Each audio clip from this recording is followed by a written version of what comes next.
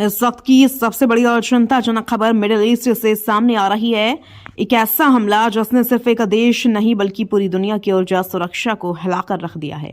Iran ने Qatar के सबसे बड़े एलएनजी प्लांट पर मिसाइल हमला किया है और इसका असर अब सीधे भारत की जेब तक पहुंच सकता है। सवाल यह है, क्या आने वाले दिनों में गैस के साथ साथ हर चीज महंगी होने वाली है? मिडिल ईस्ट में बढ़ते तनाव के बीच ईरान ने बुधवार रात कतर के तेल और गैस प्रतिष्ठानों को निशाना बनाया।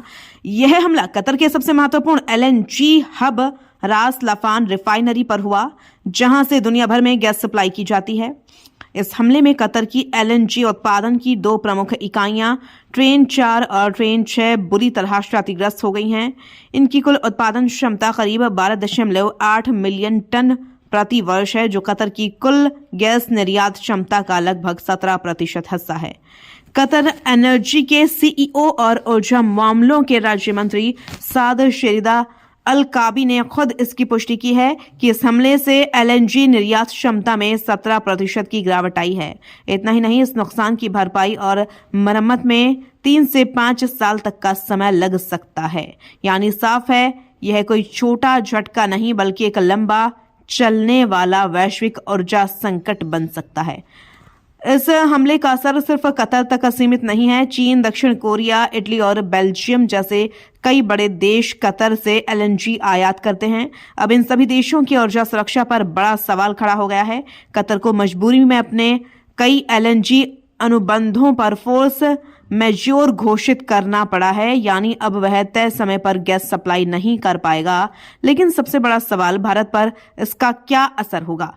आंकड़े चौंकाने वाले हैं। भारत अपनी कुल एलएनजी जरूरत का लगभग 47% हिस्सा अकेले कतर से आयात करता है। 2024 में भारत ने कुल 27.8 मिलियन मीट्रिक टन एलएनजी आयात किया, जिसमें से 11.30 MMT सिर्फ कतर से आया, जिसकी कीमत करीब 6.40 अरब डॉलर थी। यानी अगर कतर से सप्लाई प्रभावित होती है तो भारत के पास विकल्प सीमित हो जाएंगे। अब सबसे बड़ा असर आपकी जेब पर। अगर गैस महंगी होती है तो उसका असर सिर्फ किचन तक सीमित नहीं रहेगा। सीएनजी, पीएनजी, बिजली उत्पादन, फैक्ट्री लागत, सब कुछ महंगा होगा। और जब उत्पादन महंगा होगा तो ट्रांसपोर्ट से लेकर खाने पीने तक हर चीज के दाम बढ़ेंगे। सीधे शब्दों में कहें, अगर तेल और गैस महंगे हुए तो देश में महंगाई की एक नई लहर आ सकती है। और अगर मिडिल ईस्ट में यह तनाव और बढ़ता है, अगर यह संघर्ष नहीं रुका, तो आने वाले समय में भारत समेत पूरी दुनिया को एक बड़े आर्थिक दबाव का सामना करना पड़ सकता है। तो सवाल अब सिर्फ एक हमले का नहीं है, सवाल है, क्या दुनिया एक बड़े ऊर्जा संकट की ओर बढ़ रही है और क्या इसका सबसे बड़ा बोझ आम आदमी की जेब पर पड़ने वाला है?